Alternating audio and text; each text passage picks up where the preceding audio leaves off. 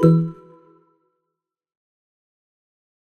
this guide, you're going to learn how to remove a phone number from Facebook without needing a WhatsApp verification code. First, launch the Facebook app, then navigate to the menu page. Now click on the gear icon. Now head over to the section Account Center. Click on the option Personal Details.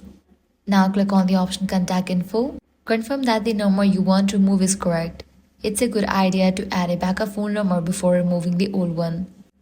After you add that, log into the Messenger app using your Facebook account. Install the Facebook app from your device.